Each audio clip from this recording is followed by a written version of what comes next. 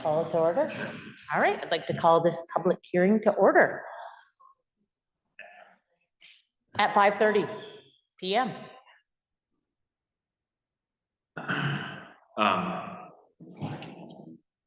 And I'm going to pass it over to Kyle. Thank you, and thank you, Martha, for chairing this. The select board had recess in California, and they had some other prior commitments, so I'm speaking on behalf of the select board tonight in this issue. There's a context here that I think we missed in terms of the discussion last time for the charter amendment, and I'd like to talk a little bit about that and a little bit about the select board's thinking. I, as the town clerk, I'm bound as the chief election official for the town. I'm bound to enforce whatever rule comes through. So I have no personal stake in this, but as someone who was asked by the select board and the administrative clerk of the select board, which is also my position, they asked me to be able to speak on this. There are 16 towns in Vermont that contain the petition to, that contain the ability to recall an elected official. Of those 16 towns, only one has ever done it. It's the town of Underhill. The situation in Underhill was such that the town clerk and elected official herself instituted that so that she could remove a select board member who was stealing from the town, embezzling money, and entering into legal arrangements on behalf of the town without prior select board approval.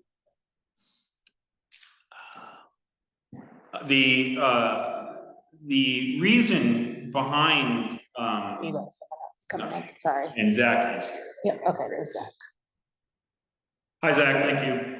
The reason that the select board really felt strongly about including a provision for elected officials not being removed unless the vote to remove them was equal to or greater than the votes that installed them was the feeling of disenfranchisement that might occur on behalf of the voters who decided to elect somebody and then only to have that person removed later on by a far smaller number of voters.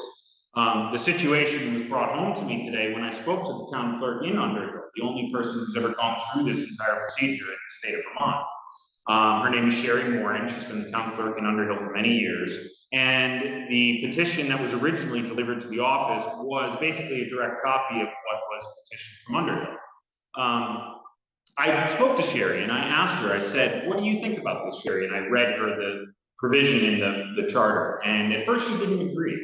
But then she said, we had a conversation and I explained to her the things that I'm talking about tonight, which are, how would we feel perhaps if a special town meeting was held to add $1 million to the budget, which could happen. A petition special town meeting using 5% of the residents of the town was petitioned. The only item on it was an article to add $1 million to the budget.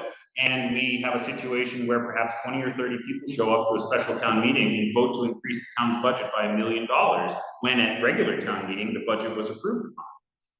That would feel as though the situation, your vote counted less in that scenario than the person than voting at town meeting. Your vote counted less than the people who showed up at that special town meeting. The idea of democracy is not just of who shows up, but is as broad a scope as possible to contain the broadest number of opinions as possible, and allowing people to elect representatives and trust that those representatives are going to represent the town's best interests, and also have them protected from what could be just a very small minority actively trying to remove them on behalf of their own self-interest and not perhaps on the town. After we talked about this, and again, this is the clerk who's gone through this process, she agreed. And she said, our idea is great. She loved it. And she, in fact, wished that she had done it in Underhill to allow for that level of control for the citizens of Underhill to be protected from individual targeted attacks against a select board member or any elected official in the town who would be removed from by a minority in the town when in fact they were elected by a plurality or a majority of the town. The select board felt pretty strongly that they wanted to include those protections and not have town business conducted by a small number of people when the elected protections offered to them under the law were by the largest possible number that they could possibly get. And so they felt strongly about that position, and a number of other towns did as well. Currently, there are, like I said, 16 towns that have charters that allow for the recall of elected officials. About half allow for the recall of elected officials using the metric that we're using, which is numbers that are equal to or greater than the voters that participated in the original election of that person. Some of the towns that don't, it's kind of interesting because they have much higher levels of petition requirements for that same thing. So to get a recall petition on the ballot, or a recall petition anywhere on the ballot, would require 25% of registered voters in the town. In one case, it's 30% of registered voters in the town. It's a much higher level, much higher bar to reach. And in the kind of the culmination of my call with this town clerk, again, the only one in the state that's gone through this process, she said, this process should be difficult. It should be difficult to remove an elected official because it's an extremely serious action to take on the part of the electorate to do that. It should be a difficult process. It should not be an easy process, and it certainly should not be a process that doesn't involve the same voters who exercised their right to elect that person in the first place. For those reasons, the select board decided to include this language and continue to include it in the charter proposal that they're submitting to the town for approval, and it as is, basically, with no amendments thus far. Thank you very much. Okay. Now we'll go to public comment. Correct? Okay, Sharon. Yeah, okay, I have a couple of things. First of all, Teresa had mentioned that this was a compromise on the part of the select board, and this is not a compromise in any way, shape, or form. A compromise implies that two sides presented their side and they met in the middle. Like, we'll meet at 8. No, I can't. I want to do it at 8:30, and they meet at 8:50. That's a compromise. Okay. What we have here, we submitted a question for whatever reason, which happened to be that we did not have all of the proper information about the required date, time we required to schedule the 2 public hearings. So our petition that we submitted, which is why we're even doing this at all. This wouldn't even be happening if it wouldn't have been for that original petition. The select board did not come up with this, we did. And had that petition not, okay, I already said that petition would not, we would not even be discussing this. But anyway, so, whatever, that petition could not go through because of the time limit. It was never discussed with us that they were going to come up with their own question, which is basically a rewrite of what the question was. It has the 2 sentences that are added to the question that we originally submitted. So it's not an original question. It's a build on what we had already submitted. There's no compromise going on here. There was no discussion. What do you think? There was nobody called in and said, well, we'd like to add this. What do you think about this? There was no discussion. Okay. It basically is a hostile takeover, and they're acting like we didn't even submit a question.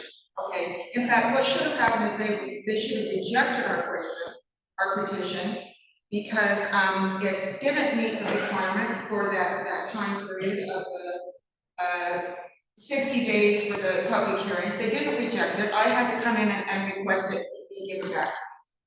Okay.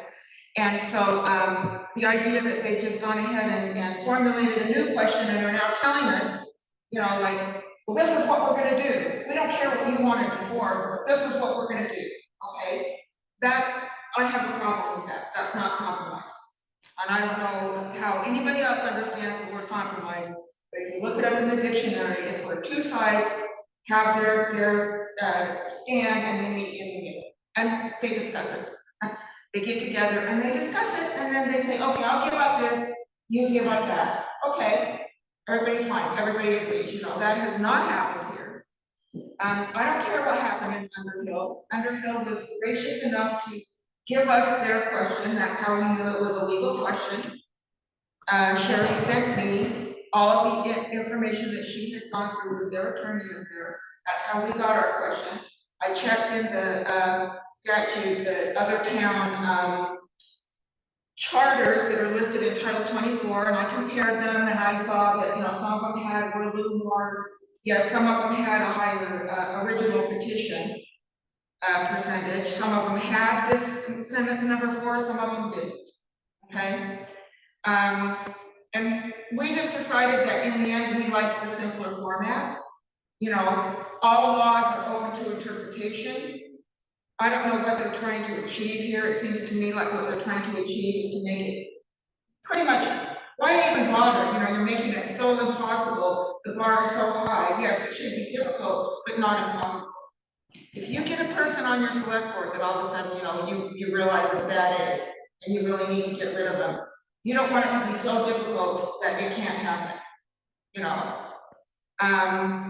what we've got here, okay, the 60-day thing, the description in the second sentence, you know, yeah, if you need to have that spelled out, fine, 60 days.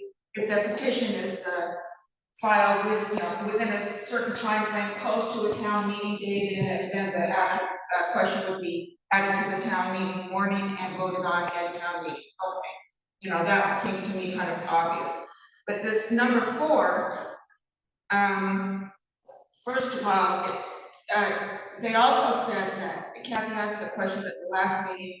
She was asking how many registered voters it's going to require to do the actual removal, if we ever did one. And she was told that it would only be the amount of people that voted for that person. So to make it simple, let's say 200 voters voted, 100 for each person, okay? That means she was saying that only 100 people had to vote to remove that person. That is not what this says. That does not say this here. It says, at least as many registered voters of the town vote to approve the petition as voted in the election wherein the officer was elected. To me, that means all 200. It doesn't say for that person. It says as voted in that election. So that would be total, not just for the one person, okay? So you're saying that you need 200 people to come and vote to remove a person, which I don't think you would ever get in this town. I don't think you would ever get that. You've already got the requirement in the beginning, which was part of the original question, that the petition that would be submitted to recall a select board person or any elected officer, not just select board, any elected officer requires 15%. That petition would have to be signed by 80 people, okay, plus or minus, whatever the, 15% is of the most recent. So you're already at 80 voters that are asking to have this person removed. So, I think this sentence number 4 is sort of excessively redundant. Not only is it confusing, it's redundant, and I don't really think it's necessary. And if you were actually interested in compromise, we would, we would have a say, since we were the originators of the issue and the original question, if we want to accept sentence number 2, but we don't want to accept sentence number 4, that would be a compromise.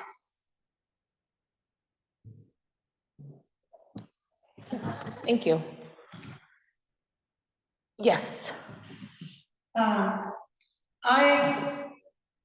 don't recall any explanation for this happening among the select board members at a select board meeting of what Kyle just said. It was stated, this is what the select board is going to do. They had no discussion, unless it wasn't at an open meeting. They had no discussion at all about it. And Kyle's given us more of the information about why they did it than the select board has ever said about it. And they're still just dictating what's going to happen. They're not giving us a chance to speak, even though we were the ones that wanted to have it on the ballot in the beginning. Now they're just acting like, we're nobodies, and that to me is, I don't know. It's unacceptable, really, Just the process and the method that what has happened here is just really quite unacceptable. It just is another instance of where the select board is not including or having respect for the citizens. I can address some of those. Yeah. So this issue was, after the original petition was found to be inadequate, I had the informational meeting, which you attended. The next day, or the next select board meeting, the select board read a letter that said basically exactly what they were going to, what they've been saying, which is the reason why they're going to include that, and I have a copy. The select board recognizes the strong feelings held by the citizens in the town of Payneham.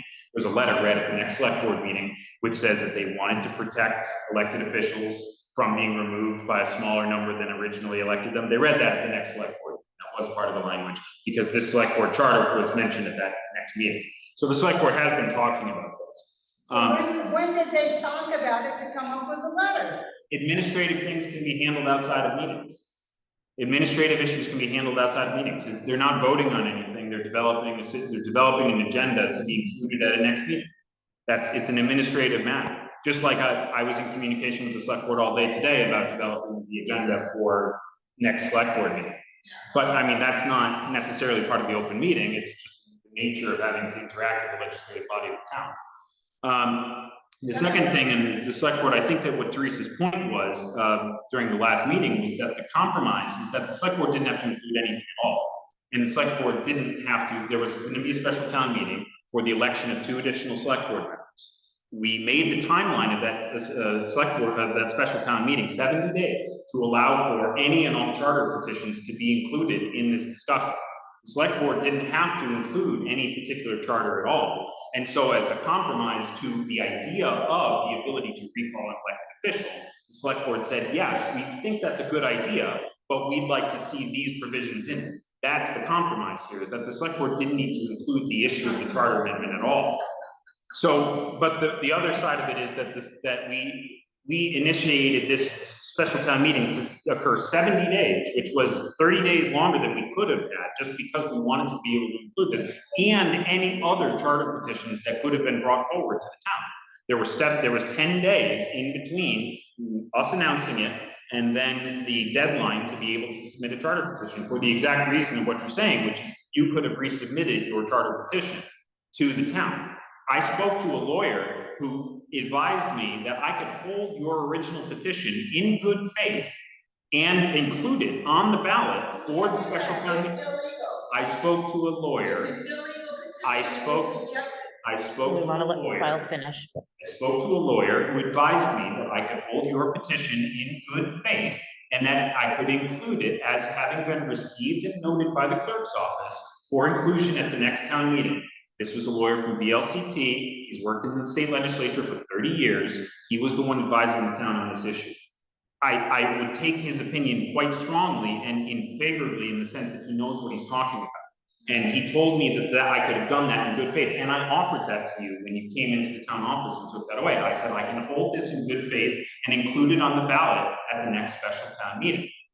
And you did not want to participate in that, which I understand. I didn't want to do that because that petition was no longer valid. Okay? Again, It should have been rejected and it was not, which is why I came in and asked for it back. And if it would have shown up on in any paperwork, that would have been basically illegal because it was no longer a valid petition. Period. I spoke to an attorney who deals in legal and legislative matters who informed me otherwise, and I was willing to hold that in good. Have to go before the state legislature. The state legislature has already indicated their unwillingness to change the charter to allow for recall petitions that don't include protections for elected officials. I would disagree with that. You can have those I need all of some of these things that you're throwing out here. I don't have anything to show. I don't have anything to show me that is really what's happening. I've done a lot of research, discussion, and talking with various people. I'm not gonna argue about that kind of stuff, okay? I mean, You're gonna lose it, I mean, that's the way. I don't trust. I verify everything. And I need to see it in writing and who it's from and who said that, okay? That's just me. I don't trust what anybody tells me because too many times it's not the truth, okay? So anyway, I don't want to get into these arguments. I don't want to get into like who's I mean, the bottom line is, this is not the question that we asked for. The select board has changed it, they've added things, they've added, restrictions. I don't even know why they're bothering, you know, I mean, I would have just abandoned the question when that first one should have been rejected. I wouldn't have carried it forward. I don't know why they did. Why would you even do that? You know, it's baffling to me. I mean, the 3 to 5 petition was not my petition. That was handed in by Mary Rudd and Steve Weber. Okay? That was a totally different issue. You were gonna have to have a special meeting because of that, because that got voted through. We didn't know if that one was gonna get voted through or not. So, personally, I wouldn't have continued on with this question. It's really unnecessary at this point. I mean, it's just making, like, everything's making a big deal out of nothing, you know? Doesn't even really need to be on there at this point. Let's just, you know, forget the whole thing. That's what I think. So, and if you're not gonna really, you know, compromise in the true sense of the word, then, you know, I'm not voting for it. Because I don't really think that's right. I don't feel like there's been any compromise whatsoever. Anybody else? Yes. I'm Chip Mather, Shadow Glen Road. Payne. Yeah. I support the proposed wording for the charter amendment.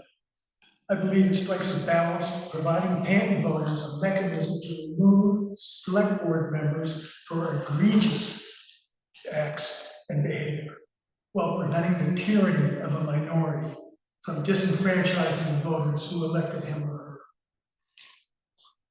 Thank you. Is there anybody else that would like to speak? We're narrowing it right down. Anybody on Zoom that would like to speak?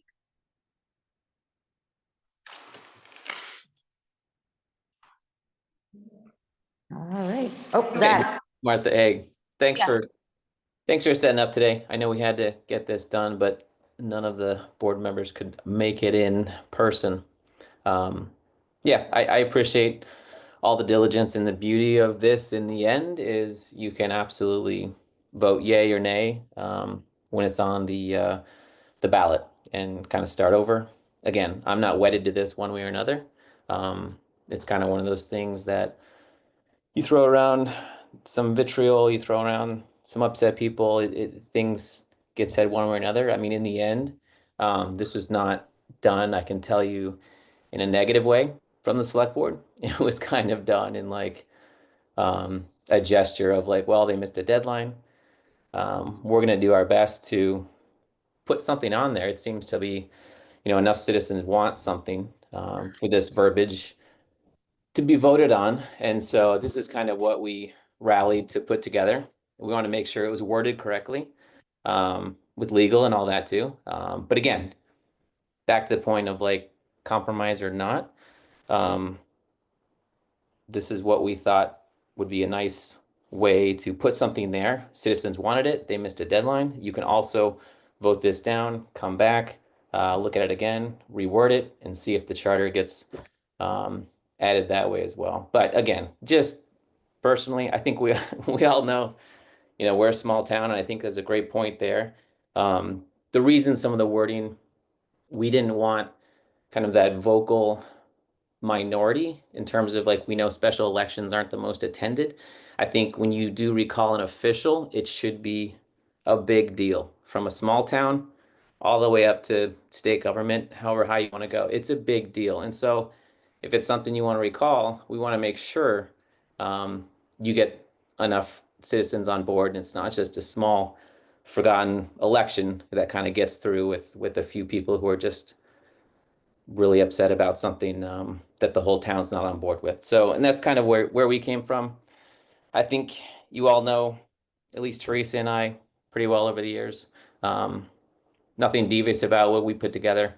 We asked our lawyer for help. We kind of did it as don't call it a compromise then, that's fine. Call it an olive branch is kind of where we came from when we put something together. And again, I get it. If you don't want to take the olive branch, that's fine. Let's vote no come special meeting. But we kind of felt for sure it's a big deal if you want to recall someone. So that's kind of where we come from. But I do appreciate Kyle and Martha for coming in tonight. And thanks for everyone who showed up. Thank you, Zach. So I just want to make clear, again, that this sentence number 4 is required.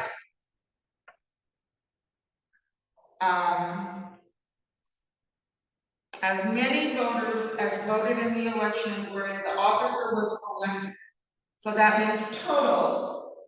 So if 200 people voted in that election, at that particular, let's say you're trying to remove an officer, and there were 200 people that voted in that election when that person was elected, that means 200 people are gonna have to vote again. Not just the number of people that voted for that person, but the number of people that voted in that election. That's what it says. I want to be clear that that's what this says. Again, I think that there's a level, as you mentioned, of interpretation of the law. When an officer is elected, they're elected in their particular election. When Kathy ran for office, she was running in her election. When Kathy won her office, she won her election. Then that needs to be verified. You can't put something like that on there and you're not gonna verify. If it's just the people, call your lawyer. If it's Yes. just the people that voted for that person, which is half, or if it's the total number of people that voted in that election. When you've got a select board person that's running, okay, and if they have no opposition, and 200 people show up to vote, and however many people, that even if all 200 people don't vote for that person, maybe only 175 people vote for that person. But it says here, as voted in the election. So that means all 200 people that voted in that election will have to vote, not the same people, but the same number, will have to vote to remove this elected official. As voted in the election wherein the officer was elected. Yes. So as voted in the election wherein the officer was elected. Right. So if you're running in an office and you're elected, the office upon which you're running is the office in which you were elected, meaning that if you run, it's whatever the thing would be. I mean, Okay, well, I'm gonna check with an attorney on this one. Okay, we've got some time here, I'm gonna double check on that, because what you guys are trying to say is not the way that it reads. So I will double check on that myself. I think there's gonna be confusion on it, because in my election, there were 170 votes cast, and how many did you receive? 99. So there would be 100 required to remove. Not, if we are questioning the language in this now, Yes. what do you think is gonna happen if we have a recall? People will question the same question. I took this language directly from other from other charters that had this same language already installed. This Yeah. language has already passed the test theoretically. That doesn't mean that it's clear. I think it's pretty clear. I think that you would be able to read that and say the point of it, the idea of it, I'm pretty sure that having been vetted now by the state legislature, the government operations committee and their legal team, and then passed by the legislator as a whole and signed by the governor, I think that has passed several legal hurdles for that language. Well, I'm still gonna check with an attorney, I'm gonna ask him about this language here, because Yeah. I don't, every And single that's, town, you know, every single town in Vermont, the charters are different. They all have different attorneys advising them, you know, it's not, there's no standardization here. Personally, I like the first question, it was a little simpler to understand, it was a little more open for interpretation. This one is just overcomplicated and more confusing. In the long run, this is gonna cause problems because of that reason, and it could end up costing the town money and legal fees to sort it all out. You know, simpler is often better when it comes to legalese like this, so I think it's better to get it, you know, work out some of the kinks if you can identify what could possibly happen. I think it's better to get that worked out beforehand and just throw it on the ballot and say, here, we want you to vote for this, which is what's happening here. Okay, Zach would like to speak. Right, yeah. yeah, no, that's fine. Back to that point, I think, you know, Sharon said it herself, we could take 20 attorneys and have 20 different sentences or verbiage for that.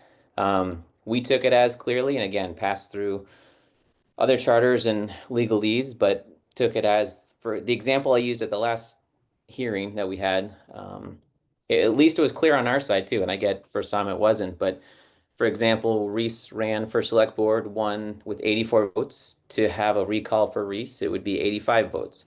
And that was our intention.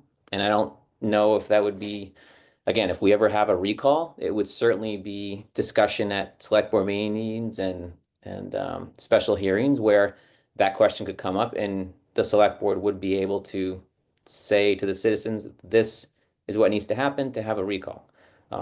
It's not concerning for me. I get it's concerning for a few citizens. So, I mean, I just hate to use more legal fees to have it run through. I mean, Sharon, you're more than welcome to, you've got some time to go do it.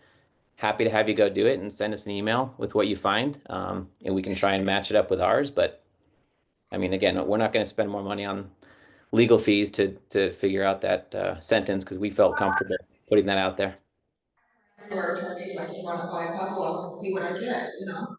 So, I mean, I just think that should be as clear as possible. Even at this point, people are having misunderstandings about it. You know, if this ever happened, it has only happened once that an actual select board member was recalled, and it was in Atherville, and that's how we knew about it. It was in all the papers.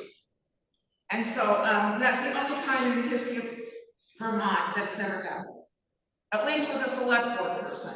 I don't know about other elected officials, you know, so it's not gonna be like, you know, it's not gonna be just a frivolous thing where, oh, we don't like him, we're just gonna, recall him, you know, it's not like that. So, but I mean, you know, this select board, at some point, you know, this is like forever in the charter unless you wanna do another petition and rewrite the question again, which you can do, which is what it would take. You know, it might not be this select board. It'll be a completely different select board in 50 years, you know, different people, different town clerks, different citizens, you know. Boy, I hope so. Yeah, exactly. So, you know, I mean, I just think, you know, when you're rewriting a charter like this, I think you have to be careful. You know, Canton's charter is pretty basic. There's like 3 sections, you know. You go look at Shelburne's charter and it's got pages of sections and it all makes sense. You know, it's like reading Spinoza's Ethics or something, you know, where it all relates to each other and it all makes sense. Everything makes sense. You know, ours, we got 3 things, that's it. You know, there's not much to it. But then the rest reverts back, right, to the states. Mhm. Yeah, Yeah. so the boilerplate, whatever. Yeah. Yeah.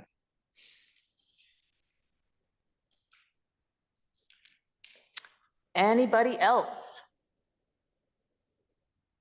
All right, having no further comment, this public hearing is closed at 6:03 p.m.